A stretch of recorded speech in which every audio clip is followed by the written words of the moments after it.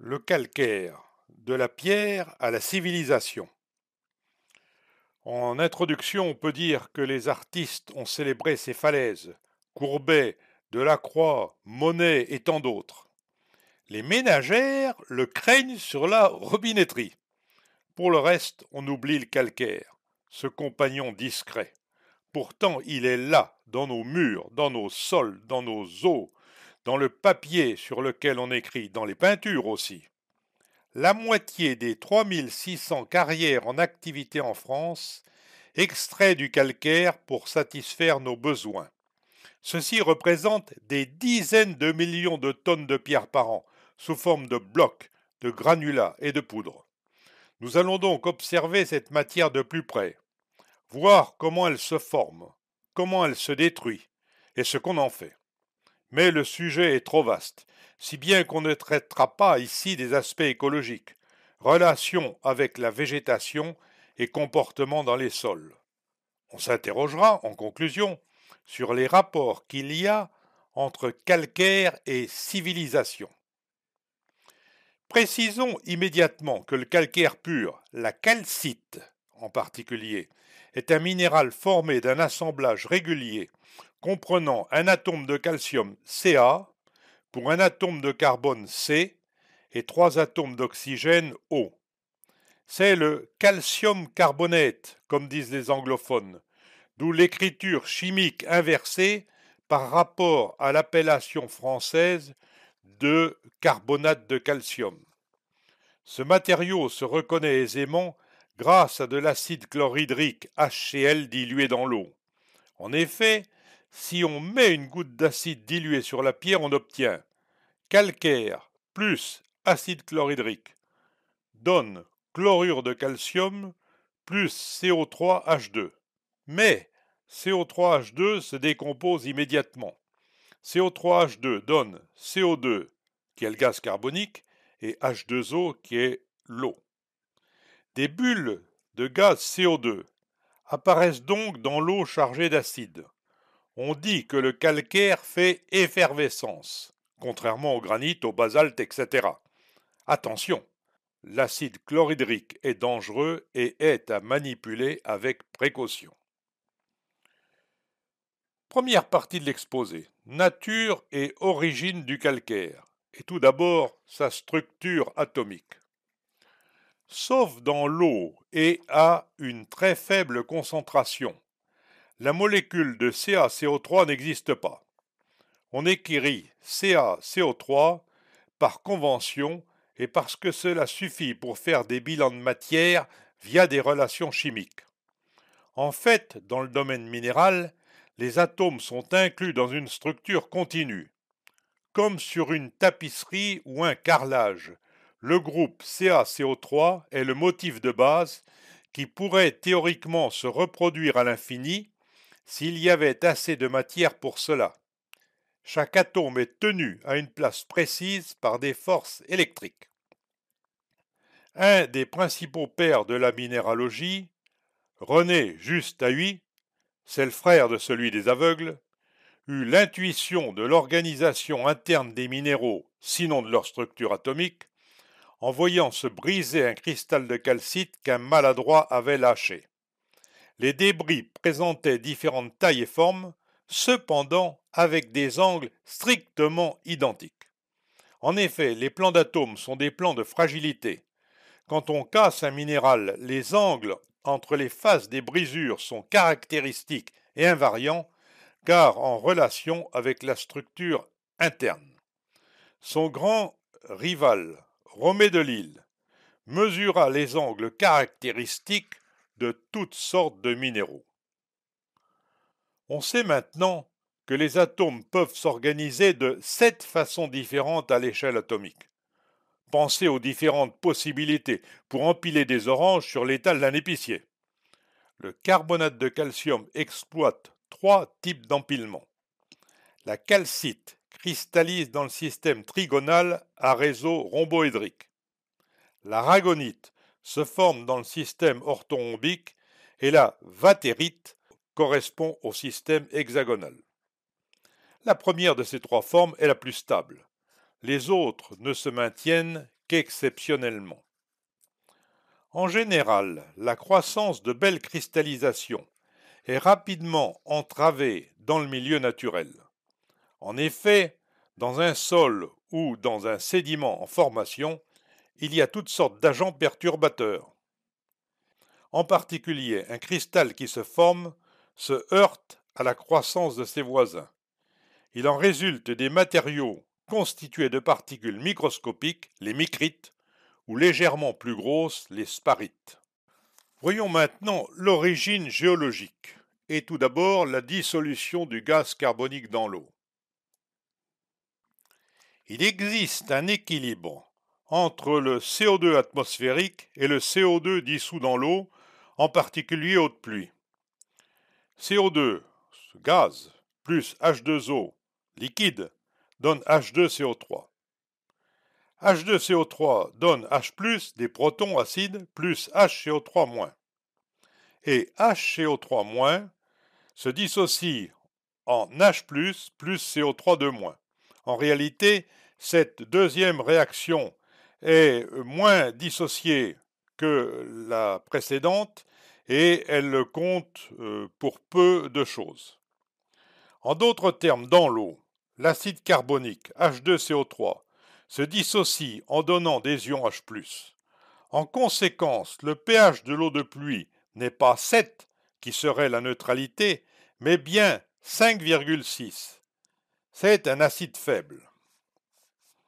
Mais, comme il y a toujours du CO2 dans l'air, l'acide carbonique est formé au fur et à mesure de sa consommation, au moins au contact de l'atmosphère. Finalement, il est en quantité presque infinie. On verra plus loin les conséquences. Les trois éléments dont se compose le carbonate de calcium sont abondants dans la croûte terrestre. Le calcium est même le cinquième par ordre d'importance, soit 3,5% environ. Au début de l'histoire de la Terre, le calcium était inclus dans les magmas en fusion. Les constituants de ces derniers ont été séparés en raison de leur densité. Le noyau central du globe a reçu nickel et fer, tandis que les éléments plus légers, dont le calcium, se sont retrouvés dans le manteau et la croûte terrestre. Mais dans les magmas, en voie de refroidissement, le carbonate de calcium n'a pas pu se former en grosse quantité. En effet, ces magmas ont dégazé. Leur CO2 a été expulsé en surface. Pour cristalliser, le calcium s'est donc associé à d'autres ions.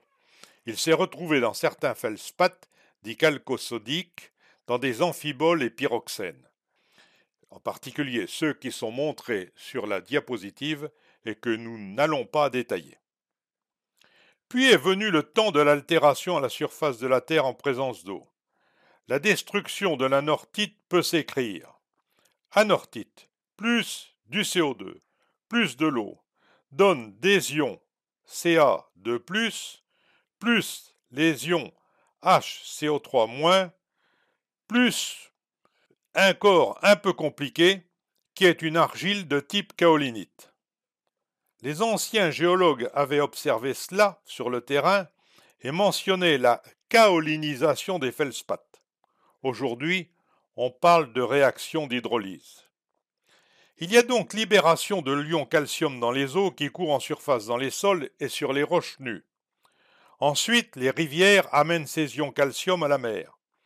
Notons immédiatement que l'équation ci-dessus n'est qu'un résumé de ce qui se passe réellement. Elle mélange abusivement des solides, un gaz atmosphérique, le CO2, et un liquide, l'eau. Pour l'écrire proprement, il faudrait la détailler en une bonne dizaine d'équilibres chimiques. Mais peu importe, car elle est juste en termes de bilan de masse. Ensuite en mer, il y a précipitation du calcaire sous forme solide. Ca2+, plus 2HCO3-, donne CaCO3, le calcaire, plus de l'eau, plus du gaz carbonique. La présence de CaCO3 est donc un indicateur fiable de réactions qui se sont produites en présence d'eau. D'où la recherche du carbonate de calcium sur Mars. On en a trouvé, mais beaucoup moins qu'espéré. Reste à comprendre pourquoi, puisque la planète rouge montre d'évidentes traces d'anciennes rivières. Revenons sur Terre. La dernière réaction montre que pour 4 CO2 pris à l'atmosphère, 2 seulement lui sont rendus, les autres servant à précipiter le calcium. Donc, l'altération des silicates, ici la nortite, permet de piéger sous forme de CaCO3 du gaz carbonique de l'air. En conséquence, on pourrait imaginer que les périodes géologiques pendant lesquelles beaucoup de calcaire s'est formé en mer, Dévonien, Jurassique, Crétacé, sont des périodes à faible teneur en CO2 de l'atmosphère ou au moins des périodes pendant lesquelles le CO2 atmosphérique a diminué. En fait, c'est plus complexe. Le piégeage du CO2 sous forme de calcaire est important lorsqu'il y a à la fois beaucoup de CO2 dans l'air et en même temps à la surface du sol, beaucoup de roches magmatiques contenant du calcium. Cela se produit dans les périodes de forte activité tectonique qui fabriquent à la fois des montagnes susceptibles d'être réduites par altération et des volcans crachant du gaz carbonique. Au Jurassique et au Crétacé, il y avait 4 à 5 fois plus de CO2 dans l'atmosphère que maintenant. D'immenses dépôts de calcaire et autres roches contenant du calcium se sont alors constitués. Principaux types de roches carbonatées. Et d'abord, le calcaire CO3Ca. Il précipite souvent avec différentes impuretés telles que des argiles. Il devient calcaire marneux ou même marne lorsque la quantité d'argile est importante. Le calcaire coquillé. Il est constitué surtout de débris de coquilles, d'organismes de bonne taille, huîtres par exemple, ou microscopiques, mais à test calcaire, à coquille calcaire donc. Du carbonate de calcium précipité chimiquement assure le liant entre les débris. La craie. Comme le calcaire coquillé, son origine est largement biologique. Mais cette fois, les organismes inclus sont microscopiques, ce sont des algues unicellulaires protégées par une coque calcaire. La porosité de cette roche est élevée et peut atteindre 50%. Elle est tendre. La dolomie est le carbonate double de calcium et de magnésium, CaMg, CO3 deux fois. En 1791, le géologue Déodat Grattet de Dolomieu fut surpris de trouver une sorte de roche ressemblant à un calcaire, mais qui ne faisait pas d'effervescence à l'acide chlorhydrique. Il la décrivit. On comprit de quoi il s'agissait en mars 1792, donc tout de suite après. Nicolas Théodore de Saussure donna alors le nom du découvreur à ce minéral qui devint dolomie. Plus tard, des géologues anglais, Gilbert et Churchill, ce n'est évidemment pas l'homme politique, décrivirent une région des Alpes italiennes dans laquelle cette roche était fréquente. Cela donnait une unité géographique à ce secteur qui devint ensuite les Dolomites. La formation de la dolomie est plus ou moins bien comprise. On pense qu'il y a eu dolomitisation, c'est-à-dire remplacement d'atomes de calcium par des atomes de magnésium dans des dépôts en cours de constitution. Ce remplacement a été simulé expérimentalement par Sureau. Les marbres. Par suite de phénomènes tectoniques, le calcaire peut être compressé et chauffé dans les profondeurs de la Terre vers 10 km de profondeur ou plus. Il cristallise alors en marbre. Cela s'est produit au Dévonien supérieur et au Carbonifère inférieur, c'est-à-dire dans la tranche 380-330 millions d'années avant maintenant. En particulier, lors de la constitution de la chaîne hercynienne, dont il reste le massif central français. Puis la surrection des Alpes et des Pyrénées, il y a 60 millions d'années environ, a ramené les dépôts anciens à la surface. De cela, il vient que les marbres s'observent chez nous, là où il y a à la fois des montagnes jeunes et anciennes. L'Occitanie renferme certains des plus beaux marbres de France. Retournons maintenant à la réaction de précipitation du calcaire que nous avons déjà donnée. Ca2+, plus 2HCO3- donne CaCO3, le calcaire, plus H2O, plus CO2.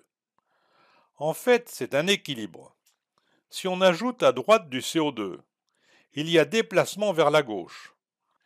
Autrement dit, le CaCO3 cesse de se former ou même se dissout. Dans les océans, la pression s'accroît avec la profondeur, avec pour conséquence une plus grande quantité de CO2 solubilisé. D'ailleurs, tout le monde le sait, on peut mettre beaucoup de CO2 et potentiellement avoir beaucoup de bulles dans une bouteille d'eau Perrier ou de champagne, car l'eau y est sous pression. Cela amène à distinguer trois couches d'eau. Premièrement, près de la surface de la mer, il y a sursaturation en calcium. Les tests calcaires des organismes sont conservés. Des craies et calcaires coquillés peuvent se déposer. Deuxièmement, plus bas, la dissolution commence et la plupart des tests sont détruits. Mais grâce aux apports venus de dessus, la sédimentation l'emporte sur la dissolution et des calcaires se déposent. Troisièmement, plus bas encore, sous la Carbonate Compensation Death, CCD, encore appelé Snowline, les carbonates sont détruits aussi vite qu'ils se forment. À ce niveau, seules des argiles sédimentent et ou cristallisent. Cette CCD se situe vers 3500 ou 5000 mètres de profondeur en fonction de différents paramètres dont la température de l'eau. Au total, les dépôts carbonatés intéressent surtout des eaux peu profondes qui accueillent la vie. On y trouve beaucoup de fossiles. Les craies et calcaires sont les principales archives biologiques de la Terre. Deuxième partie de l'exposé, devenir du calcaire à la surface de la Terre. Et tout d'abord, gélifraction. Elle se produit au moins sous certains climats. Le calcaire est sensible au gel, tout le monde le sait. Et cela concerne même les calcaires non poreux qui n'absorbent pas l'eau. En effet, en période froide, le cœur d'un bloc peut être à basse température, tandis que sa surface, réchauffée au soleil, peut se retrouver à une température bien supérieure. Cela engendre des tensions qui provoquent l'éclatement. Ce mécanisme a une importante conséquence. Quand les débris deviennent suffisamment fins, la différence de température entre cœur et surface est trop faible pour que des tensions fortes apparaissent. Les blocs cessent alors de s'amenuiser. Finalement, pour un climat donné et pour un calcaire donné, ils finissent tous avec approximativement la même taille limite. Il se forment donc des accumulations de pierrailles ou de graviers qui ont pour nom grèzes, groix, gruines ou graveluches. Les grèzes des Charentes comptent parmi les plus belles de France. Elles témoignent des climats froids que le pays a connus lors de la dernière glaciation. Deuxième point, dissolution. Nous avons vu que le gaz carbonique se dissolvait dans l'eau pour donner de l'acide carbonique qui attaquait la pierre. Nous avons vu aussi que cet acide carbonique, acide faible, était en quantité presque infinie puisqu'il vient de l'atmosphère. Avec le temps, il y a là de quoi attaquer pierres et monuments. CaCO3 plus H2O plus CO2 donne des ions Ca2+ en solution et puis des ions HCO3- en solution aussi. Dans les sols, les micro-organismes présents respirent et produisent du CO2 dont la pression partielle de ce gaz peut être 100 fois plus forte que dans l'atmosphère. Les éléments calcaires y sont donc violemment attaqués. Les formes de dissolution du calcaire par l'eau de pluie sont diverses et parfois étranges. Donnons quelques exemples. Rigole ou pointe sur des dalles. Création d'arrondis, au sein du sol ou sur des pierres ou encore des rochers. Pinacle, c'est-à-dire formation de tourelles de quelques mètres. Par exemple le cirque de Mourez, le chaos de Montpellier-le-Vieux. Et puis aussi différents types de reliefs résiduels de plus grande dimension, en particulier en milieu tropical. Formation de grottes. On dit parfois que les grottes résultent de la dissolution du calcaire. C'est plus ou moins faux. En effet, pour que l'eau attaque, il faut d'abord qu'elle puisse passer. C'est pourquoi la plupart des grottes correspondent à des failles géologiques linéaires qui sont ensuite élargies par l'eau. C'est vrai pour la grotte de la Clamouze dans l'Hérault, pour celle de l'Abeille dans l'Hérault encore, celle de Trabuc dans le Gard, ou pour le gouffre de la Pierre Saint-Martin dans les Pyrénées, etc., etc. Ces formes et d'autres encore définissent ensemble le karst, mot qui signifie champ de pierre en allemand. En France, pays humide, la karstification intéresse toutes les régions calcaires, par exemple les Causses. Mais chez nous, les karstes les plus spectaculaires s'observent en haute montagne pour plusieurs raisons. Premièrement, le gaz carbonique se dissout davantage dans l'eau froide. Deuxièmement, la haute montagne est souvent plus humide et comme il y fait plus froid, jusqu'à 90% de l'eau ruisselle au lieu de s'évaporer. Troisièmement, le karst y est bien visible car non recouvert par la végétation. Donc, les hauts plateaux calcaires des Alpes et des Pyrénées sont particulièrement affectés et constituent des lieux de haute valeur patrimoniale. En revanche, au niveau mondial, les plus beaux karstes se situent dans la zone intertropicale car il y pleut particulièrement. Tsingy de Ben Mahraha à Madagascar, la région de Gulin en Chine, la baie d'Along au Vietnam. Mais n'oublions pas le Larzac. On a essayé d'estimer la vitesse de dissolution. Il y a au moins 4 méthodes. La première fait appel à l'observation. Ce sont les travaux de mer. On sait que les glaciers, à cause de leur puissance d'abrasion, laissent propres et lisses les dômes calcaires qu'ils quittent. Or, les bancs calcaires observés actuellement ont souvent la forme indiquée pour celui qui est noté A sur la figure. Il présente un décrochement d'épaisseur X qui peut être interprété comme l'épaisseur de dalle qui a été dissoute depuis la disparition du glacier en l'absence de protection en face supérieure. De même, certains blocs erratiques, abandonnés par le glacier lors de sa fonte, restent sur place et protègent sous eux des surfaces qui se trouvent progressivement mises en relief. La hauteur Y de ces socles d'erratique est aussi interprétée comme l'épaisseur de dalle dissoute. La deuxième méthode pour estimer la dissolution consiste à mesurer les teneurs en calcium des rivières, leur débit annuel et la taille du bassin versant correspondant. On obtient des chiffres élevés car les mesures intègrent la dissolution des dalles de surface et aussi celle qui se produit dans les conduits souterrains du karst. C'est la dissolution spécifique, DS. La troisième méthode est expérimentale. Pendant au moins un an, on expose dans le sol ou en surface de petites plaques de calcaire de 3 ou 4 cm de côté, mises à l'abri dans des sacs poreux, gros comme des sachets de thé. Ces plaques sont d'abord pesées. Leur perte de poids est mesurée en fin d'expérience. La principale difficulté de cette méthode, dite des minéraux-tests, est de retrouver une microplaque de roche enfouie un an plus tôt, au milieu d'un alpage, d'un champ, ou encore disposée sur une dalle choisie parmi des centaines d'autres. Il faut prendre des notes, réaliser des photos, mesurer les distances aux rochers ou aux arbres les plus proches. Bienheureux le thésard qui récupère la moitié des échantillons qu'il a initialement disposés. L'un d'entre eux, ravagé mentalement par l'impossibilité de tous les retrouver, avait développé une paranoïa et disait « On m'en prend ». La dernière et quatrième méthode consiste à faire des calculs théoriques à partir de la solubilité du calcium, des conditions thermiques et de la quantité annuelle de puits disponible.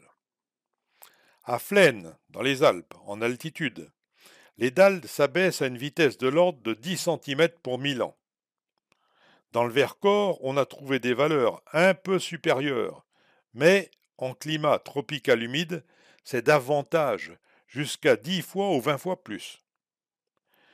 Puisque des rigoles se creusent à la surface des roches, cela veut dire que l'emport du calcaire au contact de l'eau chargée de gaz carbonique est quasi immédiat. Mais en même temps, pour qu'une grotte se creuse jusqu'à sa sortie, il faut que l'eau y conserve son pouvoir d'attaque jusqu'au bout. En fait, une pleine saturation en calcium de l'eau se fait difficilement. C'est la courbe qui est projetée. Expérimentalement, il faut au moins 2 ou 3 jours pour que la saturation en calcium s'observe. Troisième point, reprécipitation locale du carbonate de calcium. Nous avons vu Ca2+, plus 2HCO3- donne CaCO3 plus H2O plus CO2.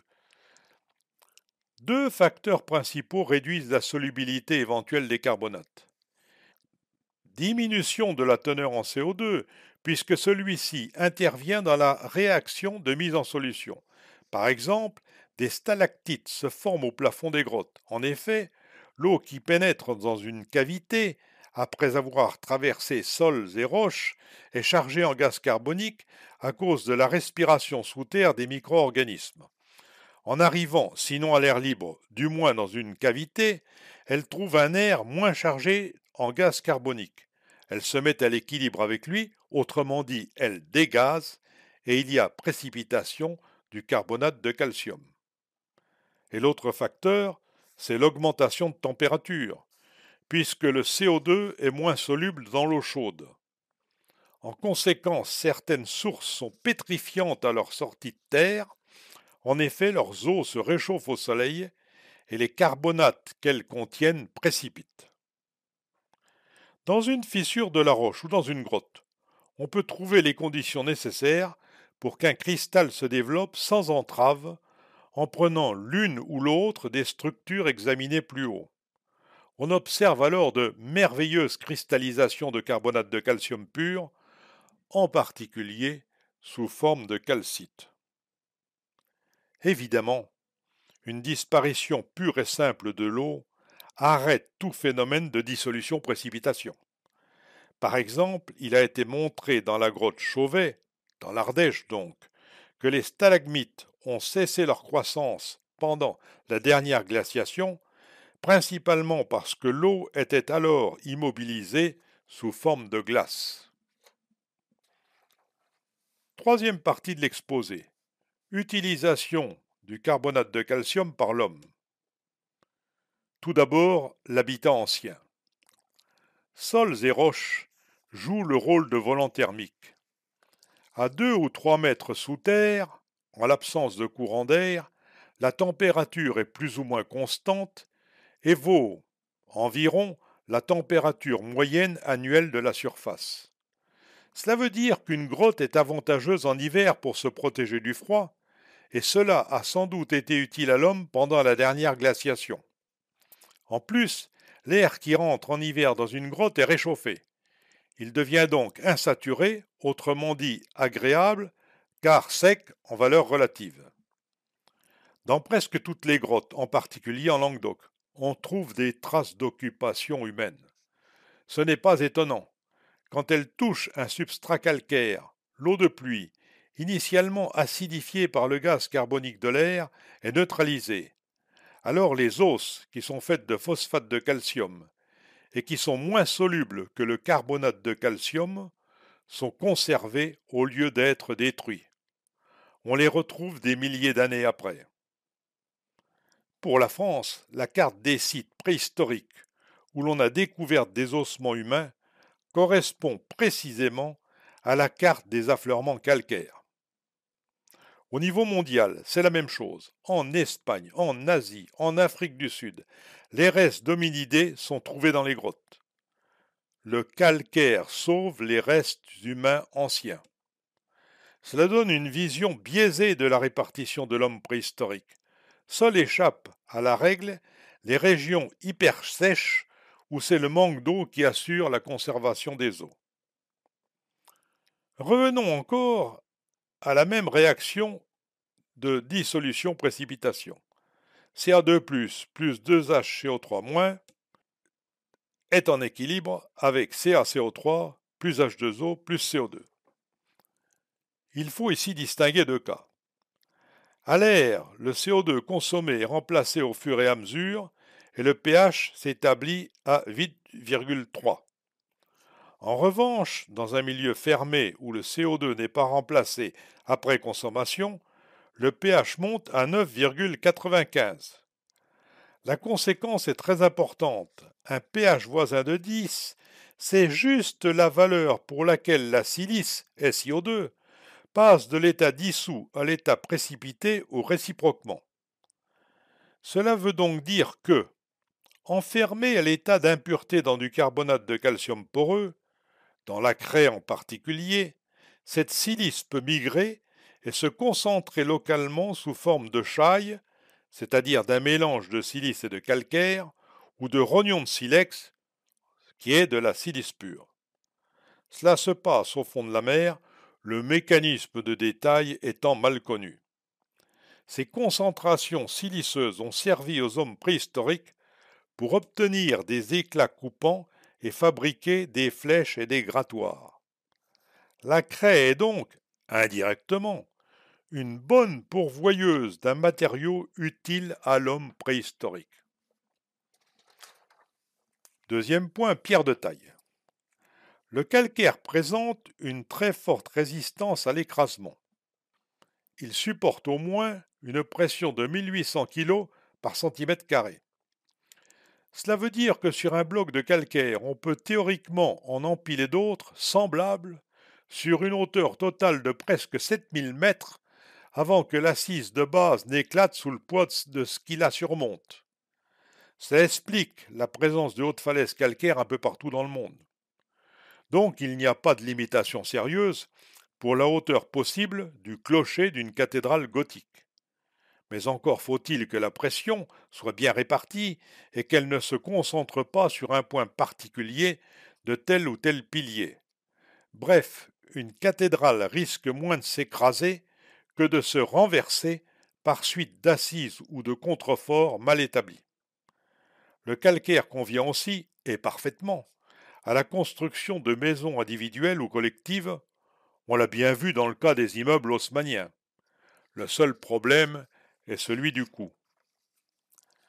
La résistance à l'écrasement de la craie bien sèche est environ 20 fois plus faible si on prend comme référence celle du bassin de Paris. Mais cela suffit encore pour ériger une cathédrale.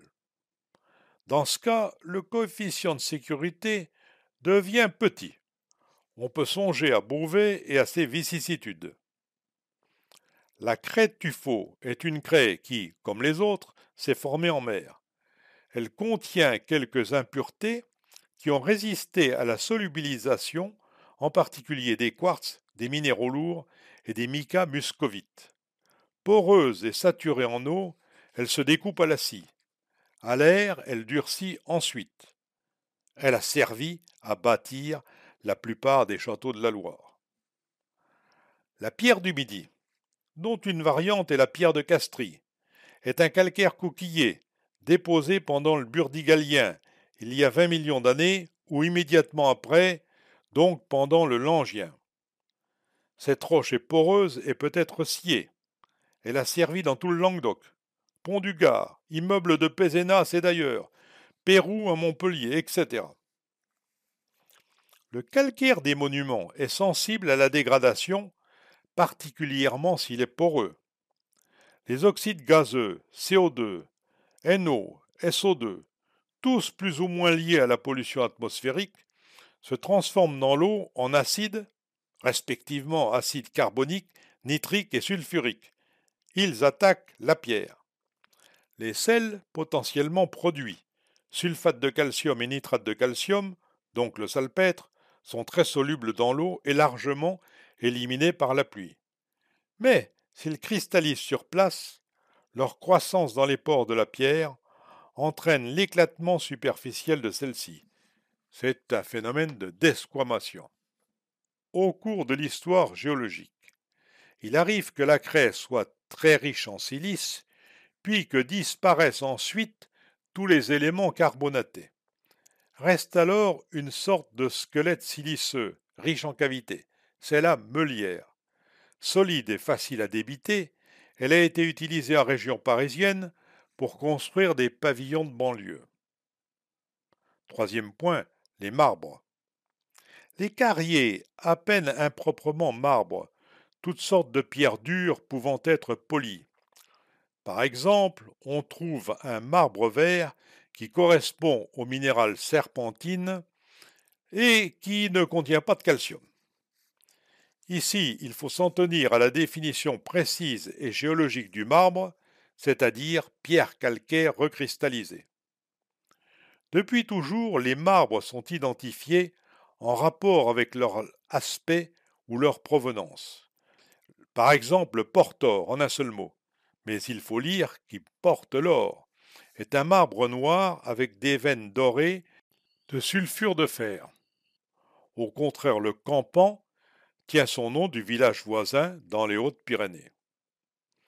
Il faut principalement distinguer les marbres blancs et les marbres de couleur. Les premiers sont surtout réservés à la statuaire. Par exemple, le marbre de Carrare, très fin, translucide, blanc mais pas trop, est incomparable. On a essayé de trouver son équivalent en France, en particulier le marbre blanc bleuté de Saint-Béat, en Haute-Garonne, a été utilisé pour la statuaire. Le marbre blanc de Paros était utilisé par les Grecs anciens, par exemple Vénus de Milo. Mais rien ne vaut la transparence du Carrare. Les marbres de couleur sont utilisés en architecture ou en décoration. Colonnes, revêtements de murs, cheminées, dessus de commodes, etc. Les gisements les plus célèbres présentent des marbres bien typés. Cependant, les couleurs sont liées à des impuretés qui se sont mélangées à la calcite selon le caprice de la nature. Oxydes de fer, qui sont rouges, jaunes, dorés. Matière organique, noire. Ainsi, dans la même carrière, trouve-t-on superposé des couches de roches qui diffèrent tant en couleur qu'en disposition. Certains marbres contiennent des fossiles, comme celui d'Erfoud au Maroc. Après extraction, les marbres ont beaucoup voyagé. Par exemple, les marbres noirs et durs de Belgique ont été très employés. Les marbres français ont été envoyés en Italie et les marbres italiens en France. En l'absence de documents écrits, il est souvent difficile de retrouver l'origine exacte d'une pierre. Citation. Quand on visite Versailles ou une autre belle demeure, aucun guide ne répond à la question concernant la provenance de tel ou tel marbre.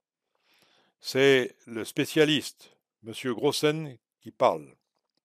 À Versailles, on trouve des marbres de toute provenance, y compris des Flandres qui avaient été conquises par le roi.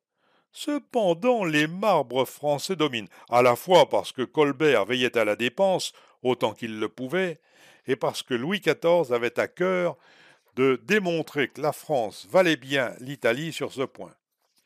D'après les cahiers de Science et Vie, le numéro 119, on aura consommé à Versailles près de 22 000 mètres cubes de marbre. Louis XIV appréciait les rouges du Languedoc, dont il se servit pour établir la colonnade et le péristyle du Grand Trianon. Cela venait du Minervois, village voisin de Caunes dans l'Aude et de Féline dans l'Hérault. Le roi Soleil adorait aussi le marbre grillotte. Il ressemble visuellement à une confiture de cerise avec des traces de fossiles en guise de fruits entiers. Il provient également des carrières de Féline. Le souverain décréta le gisement carrière royale, se la réserva et employa cette pierre à Versailles. Historiquement, l'utilisation des marbres fut une question de mode. Louis XIV assemblait des couleurs soutenues et contrastées. Le Premier Empire a préféré des teintes plus froides. Le Second Empire renoua avec la couleur, en particulier pour l'opéra Garnier. On y trouve le Saran-Colin, déjà apprécié de Louis XIV. C'est une brèche, c'est-à-dire des éclats calcaires anguleux ressoudés par de la calcite. Elle vient des Hautes-Pyrénées et est particulièrement agréable à l'œil. Certains marbres foncés étaient destinés à des décorations lugubres, comme on disait alors. C'est le cas du grand antique d'Aubert, originaire du village du même nom, au sud de Saint-Giron. Il est fait d'éclats calcaires noirs, naturellement ressoudés par de la calcite blanche. La carrière est abandonnée, mais sa pierre, très spectaculaire, fut appréciée et largement exportée. On en trouve dans les basiliques de Saint-Pierre de Rome, de Saint-Marc à Venise, Westminster à Londres. Il y en a aussi à Istanbul et bien sûr à Paris. En 2014, on a ouvert une nouvelle carrière, à peu près au même endroit et qui fournit à nouveau le même marbre. Certains calcaires durs, à grains fins, ont la propriété de se laisser polir, presque comme les marbres. Par exemple le Comblanchien, encore appelé pierre de Bourgogne. Il convient au revêtement de sol. Ressemblent aussi au marbre les pierres marbrières du Jura, qui ont servi à brou pour les gisants. Appelées marbres localement, elles sont aussi en calcite mais n'ont pas subi le métamorphisme dans les profondeurs du globe comme les vrais marbres. Elles sont précisément albâtres calcaires et proches de la matière translucide des stalagmites. Elles ne doivent pas être confondues avec le gypse albâtre qui est un sulfate de calcium et non pas un carbonate de calcium. Passons au point 4, chaux et ciment. Si on chauffe entre 800 et 1000 degrés, CaCO3 donne CaO, qui est la chaux vive, et du CO2 qui part à l'atmosphère. Et si on ajoute de l'eau en quantité juste nécessaire, CaO plus H2O donne CaOH deux fois, qui est la chaux éteinte ou la chaux hydraulique. Ce produit a été découvert il y a peut-être 5000 ans, sans doute par hasard, en allumant un foyer entre deux pierres calcaires, puis en l'éteignant avec de l'eau. Mélangé à du sable, il devient mortier. Il est alors utilisable en construction, tant pour lier des pierres que pour faire des enduits. En même temps, l'humanité inventait en quelque sorte le dérèglement climatique, car le renvoi de CO2 dans l'atmosphère, lié à la fabrication du ciment, représenterait dans le futur, c'est-à-dire actuellement, 5% de l'émission mondiale des gaz à effet de serre. Avec le temps, on a la réaction suivante. CaOH deux fois plus CO2 donne CaCO3 plus H2O. Cela veut dire qu'au contact de l'air contenant du gaz carbonique, la chaux se transforme en calcaire, c'est-à-dire en pierre, et cela lui confère une très grande résistance. Mais la réaction prend beaucoup de temps. Dans un mur, la calcification ne progresse que d'1 centimètre par an. Donc, quand on construit à la chaux, le mur ne durcit que progressivement. Par ailleurs, la pierre résiste très bien à la compression, on l'a vu, mais sa résistance à la flexion, c'est-à-dire à un effort exercé sur un linteau avec du vide en face inférieure, est au moins 10 fois plus faible. C'est pourquoi on installait des arcs de décharge au-dessus des linteaux en pierre pour leur éviter d'avoir à porter le poids du mur sous-jacent. Sinon, les linteaux peuvent casser. Cela leur arrive encore quand on bouche stupidement l'espace entre arc et linteau. Mais cette lenteur de prise a un gros avantage. Quand on construit, par exemple, une voûte, celle-ci peut bouger pour équilibrer les masses qui la composent pendant plusieurs années sans qu'il en résulte finalement le moindre dommage.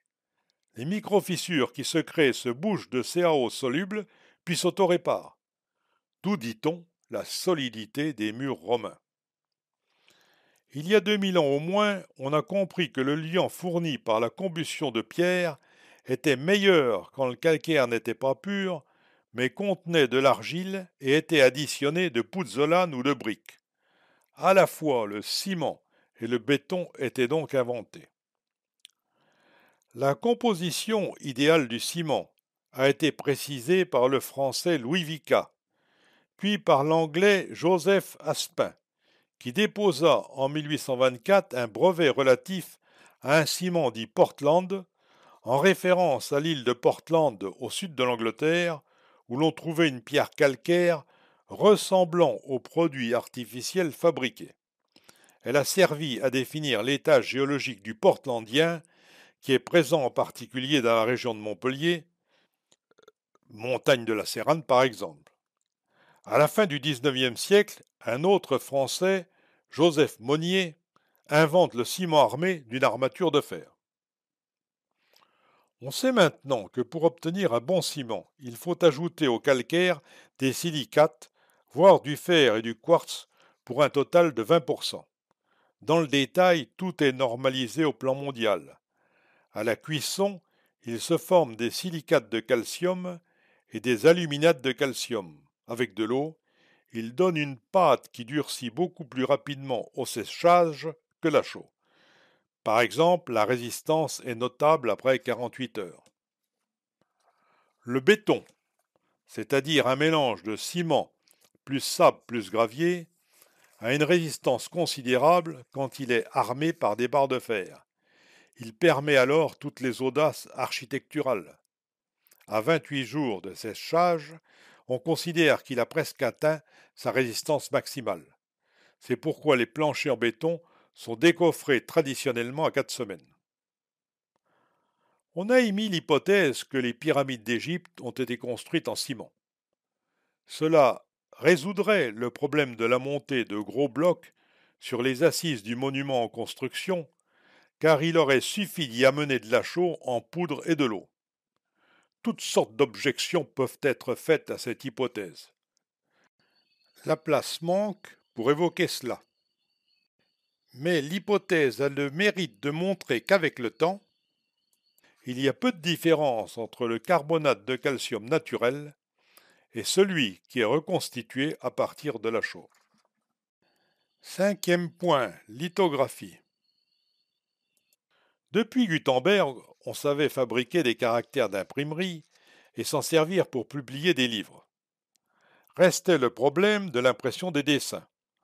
On mit au point la gravure sur cuivre, l'estampe donc, et sur bois, qui l'une et l'autre demandaient beaucoup de temps. En plus, il fallait travailler à l'envers pour que l'impression se produise à l'endroit. La gravure sur pierre, la lithographie, a été inventée en Allemagne vers 1796 par Alois Schnedefelder, qui utilisait un matériau calcaire venant de Bavière. Un dessin tracé sur une pierre avec une encre imperméable se retrouve immédiatement inscrit en relief quand il est plongé dans l'eau forte, c'est-à-dire dans l'acide nitrique, pendant quelques instants. C'est évidemment délicat à réaliser. Mais il fallait encore et toujours dessiner à l'envers. Le même homme, Schnedefelder, inventa ensuite le report sur pierre par simple contact d'un dessin fait à l'endroit sur du papier en utilisant une encre grasse contenant du suif de mouton. Le traitement par l'acide n'était plus nécessaire. En effet, même en l'absence d'un relief important des traits, on pouvait ancrer la pierre à condition qu'elle absorbe assez l'humidité pour n'accepter l'ancrage que là où il y avait un trait gras. C'est une application de la notion d'hydrophobie. Les livres illustrés pouvaient donc être imprimés efficacement avec des aplats, ce que les gravures sur bois ne permettent pas. Mais faire venir les pierres d'Allemagne était onéreux. En France, on rechercha un peu partout des pierres convenant au procédé. Il fallait un calcaire très fin et retenant l'eau. En mai 1840, Guillaume-Joseph Donadieu, lithographe de son état, est installé au Vigan. Il est invité à déjeuner chez un ami, à Montardier, entre le Vigan et Saint-Maurice de Navassel. Nous sommes sur les bordures du Larzac, n'est-ce pas? Là, il découvre la roche adéquate. C'est la dalle qui sert de table pour le repas. La carrière est à 2 pas. On s'y rend immédiatement. Elle concerne l'Oxfordien, c'est-à-dire un étage du Jurassique supérieur. Elle était alors exploitée pour ses lauses et ses pierres de taille. L'ami de Daudindieu afferme une parcelle de terrain et l'extraction commence avec un, puis bientôt 20 ouvriers. Vers 1850, on dépasse 300 tonnes de pierres lithographiques par an. Un grand bloc de celle-ci de 2 mètres de long va servir à réaliser le portrait en pied de Napoléon III, en taille réelle, pour l'exposer et le distribuer dans le cadre de l'exposition universelle de 1867. À la même époque, s'ouvrent en France 3 autres grandes carrières similaires, l'une dans l'Ain, les 2 autres en Isère. Donadieu ne fait pas de bonnes affaires et meurt jeune. Mais l'extraction continue, même si d'autres procédés vont bientôt remplacer la lithogravure, qui restera dans l'histoire comme la technique d'impression du XIXe siècle. Sixième point, utilisation industrielle du calcaire. Le carbonate de calcium est très utilisé dans l'industrie au point qu'il est impossible ici d'être exhaustif. Utilisé comme fondant, car il abaisse la température de fusion dans les hauts fourneaux. Il sert aussi dans la fabrication de toutes sortes de substances, chlorure de calcium, etc., etc. Il sert encore comme charge, c'est-à-dire diluant solide, pour économiser ou mieux répartir une substance active dans l'industrie du plastique, du caoutchouc, du papier, des peintures, pour la fabrication des mastiques, des enduits, des bitumes. Il est aussi un agent de neutralisation de l'acidité. C'est exploité pour le traitement des effluents acides et des sols, c'est le fameux chaulage. Le carbonate de calcium intervient aussi, à petite dose cette fois, dans des produits intéressant directement les humains, dentifrice, sucre, pain, riz. Enfin, le calcium est nécessaire à la fabrication des squelettes et plus encore à la fabrication du lait. Et cela concerne une grande partie du monde vivant. Il n'est pas utile d'insister. On en arrive donc à la conclusion. Outre qu'il permet la fabrication du ciment, le calcaire est le meilleur des matériaux de construction, même si quelques grès le valent tout en restant rares. Sa mise en œuvre est facile. Le calcaire est la pierre parfaite des cathédrales gothiques, même si les hommes, contraints par leur environnement, ont parfois utilisé des succédanés, tels le granit et le basalte, plus communs sur la planète, mais difficiles à mettre en œuvre. Le calcaire est indispensable à l'industrie et même à notre santé. Pour le statuaire, le marbre domine tous les autres matériaux. Les grandes civilisations du passé ont disposé du calcaire en abondance. Ce fut le cas de l'Égypte, de la Chine, de la Grèce antique et de Rome. Les temples mayas du Yucatan sont aussi en calcaire car il est disponible localement. En revanche, d'immenses territoires sont complètement dépourvus de calcaire avec de sérieuses conséquences. Par exemple, les sols africains sont pauvres et souvent improductifs car le calcaire, matière pondéreuse, intransportable sans coût élevé, n'est pas disponible sur des millions d'hectares pour réduire l'acidité des terres et nourrir convenablement les populations. Par exemple aussi, les stupas birmans traditionnels sont en briques et ne résistent pas au temps. Aussi pourrait-on croire, à tort, cette civilisation inférieure aux autres. Par exemple encore, les contrées granitiques sont presque exclues des reconstitutions de l'histoire de l'homme ancien, comme si elles n'avaient pas participé à cette histoire. En l'absence de calcaire, on fit souvent des efforts considérables pour s'en procurer.